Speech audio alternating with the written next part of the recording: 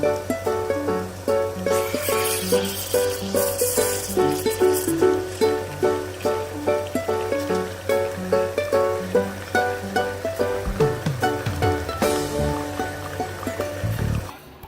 to Teaching Brewed, and welcome to episode 1 of season 4.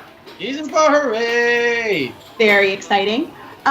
So what we're going to do, kick off this one, is we know that we have a lot of colleagues out there, a lot of listeners who work in larger schools, and that means that you're going to be working with a team of people. And there are a couple different ways to work when you're a team. There's working in lockstep, and there's also working as individuals. Now, the term lockstep actually comes from the military, and it basically means that everyone's doing the same thing all the time, and that everyone is kind of following the same rules, procedures, units. Everything is considered to be... Now, that's on the extreme end of it. That's what lockstep looks like, is that everything is the same.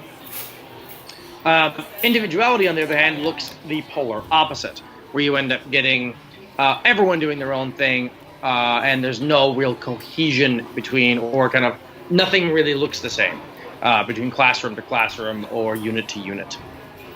So realistically, as with so many things in life, your best bet is probably to go somewhere of a balance of the two. But there are schools that are all one way or all the other. Actually, I've never seen a school, I've never seen it, but I know, like, if you go to the heart of Russia and China and various of the nations, and their nation schools can be very lockstep. Japan and Korea can we're used to do that, if they don't still do that, in their local schools. Individuality, on the other hand, can go the other way, where you get a lot of Western, smaller kind of schools that kind of have to be individual because they're so small. But it's rare these days that you do see the extreme of either end in kind of, I guess, the more mainstream and progressive schools. True. And I don't even think it's a balance between, I don't think it's a 50-50 these days, actually, to tell you the truth. I think most places actually lean far more into individuality with a bit of lockstep.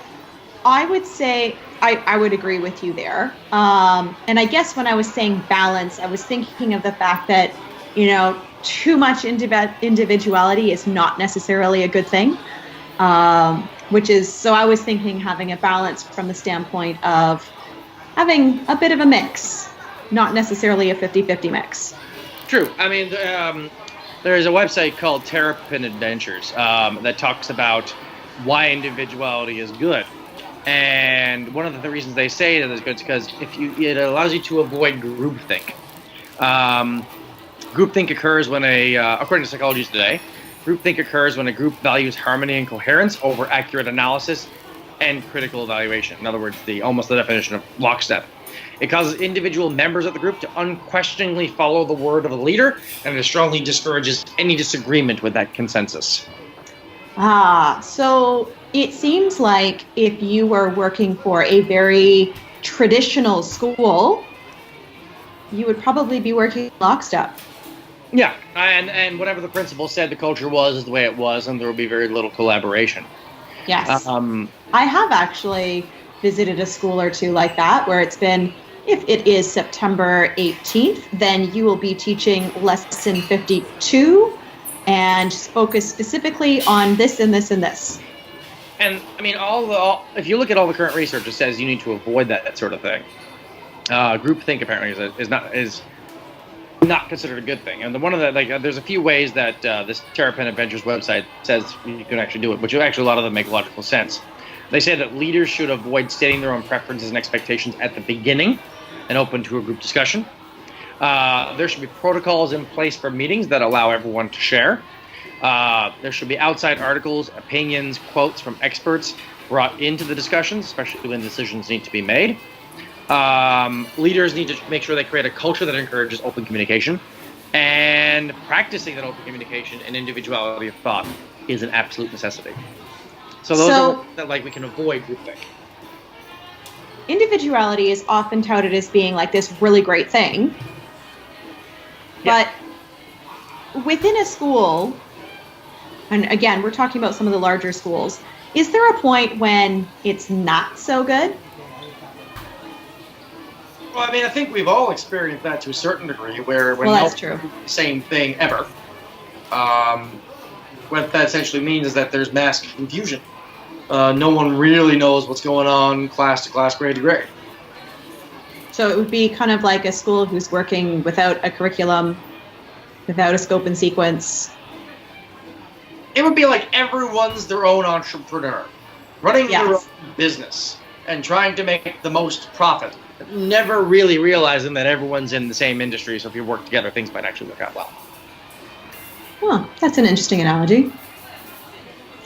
So actually, it's a lot of times how we end up getting a movement to kind of the monopolistic way of doing things. Not monopolistic. That other word? Yeah, no, it's not a monopoly, but it's everyone kind of, all the businesses in an organization working together. Anyways, to kind of achieve the best result. It's actually very wrong and quite illegal in the business world, but teachers doing it in classrooms because there's not profit to be made, then yeah, it works. Oh, like when we have that sharing is caring thing and sharing lessons with each other and resources. Yes, i.e. good teamwork. Aha! Which is not necessarily the same thing as selling intellectual property. No.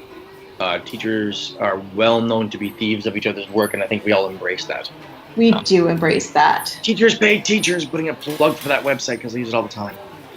And yes, I'm pretty sure that I could have retired on the amount of money I gave to them. oh yeah. And Pinterest, again, it links to teachers pay teachers half the time, but yeah, because it's kind of become our database of everybody sharing everything and stealing everything from everyone else. It's okay though. Sadly though, I've never uploaded anything. Oh. Because there's always too much there that I never need to. Then again, you contribute to the betterment of teaching and learning through this podcast, because that is one of our goals for this, is to contribute, not just consume. True. All right. So, what does good teamwork look like, and how does it avoid the combination of the two? Like, how does it avoid the extreme of individuality and the extreme of groupthink? Okay. Well, step one, you're talking to your co-team members to see what they're doing. Yep. And maybe there's stuff that you can collaborate on. We're talking about honest, open, respectful communication. Yes. Step two, teams need to have a goal. Teams need to understand what the goals are, what the mission and purpose of being on the team is, so that there's clear expectations of what's individual and what's expected to be done together. Yes. And those goals could be short-term, medium-term, or long-term. And yeah, and the long-term ones are typically embedded inside your culture, and it's kind of well known. And you would, hopefully your administration would hire people that would subscribe to those goals and be motivated by those goals. And if they didn't, that's another episode in a couple of weeks. Yes. So that one. We've got, okay, so that's step 1 and 2. Have we got step 3 yet? We do. Make sure that there's a strong sense of belonging in your group. If people don't feel like they belong in a group, then the whole idea of working together and being open and collaborative won't work. This is very true. I've actually experienced that one myself. So and that's partially to do with, this one's not just the leaders either. It's everyone in the group, making sure that everyone feels equal. And one of the ways they say doing it is to actually have like team group things that aren't at work, that you go out and do things like even just a dinner together, or go out and play like something team game oriented together, like yes. An escape room or something like that. And the thing is that you need to kind of keep in mind the personalities of your team. Yeah. Taking a bunch of people who really aren't athletic, don't really like getting hot and sweaty to play bubble soccer might not work in your favor. No. Examples of things you could do. You could, if your team is athletic, bubble soccer. If your team is not, then you might consider something more like an escape room or an art night together. Ah, yes, I've heard about these art nights. I've never done one myself, but I hear they're pretty fun. They are a lot of fun. I did one recently. And or you might consider like a progressive dinner if you have several people who live relatively close by each other. Those are always fun. Yeah, or use taxis because safety first. If you're gonna drink, don't drive. We don't have a problem with that in Hong Kong. No one really drives. But I mean, and those are just 3 ways you could bring cohesiveness to your group. But despite all that, you still need to make sure that everyone is seen as an individual and unique person. Yes. And they have separate views and values, and those views and values are engaged with, and they're validated, and they're respected. Yeah. I mean, it's something where they may want to do something with their class that would be perfectly fine for them, but doesn't really work for others. That's cool. Yeah. Another big one they say is that your team should be reflective. So every now and again, you take a step back and go, how are we doing as a team, and what can we do better? So this is not about the teaching portion, but this is just about communication and working together. Yeah, about what, as a team, what can be done better and what agreements can be made to improve that. When you're saying what agreements could be made, what kind of things are you thinking of there? In the same way that we make classroom agreements, like this is what a good classroom looks like, you would make team agreements. What does a good team look like? How would we act? Things like starting and ending meetings on time. Starting and ending meetings on time, how we share the air, there's a list of about, it can go as big as 10 or 15, but it's always said that you should only really have 5 or 6 majors and leave it at that. Otherwise, it becomes too confusing. Yes. And then you take those and you reflect on them every year to see where you need to get better. And that actually does work. I've done that with teams that I've been on. And when people keep those communal goals in mind, things do actually tend to improve. Yeah, totally.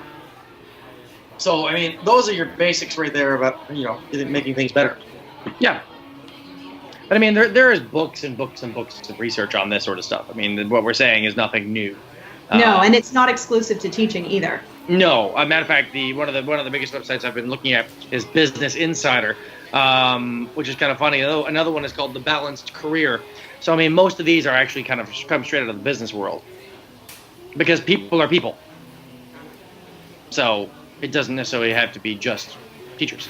No, not at all. And this could be something where you might take these same things and apply them to a community project or team that you're a part of. Yeah. All right, so that's kind of the nutshell of how to kind of avoid the lockstep and avoid the other extreme. So hope you've enjoyed this. And if you have any questions, by all means, please let us know. Make some comments. Share your thoughts. Subscribe. Share. Follow. Depending on how you're listening to this. Yeah. All right, guys. See you in a couple of weeks. See you in a couple of weeks. Bye.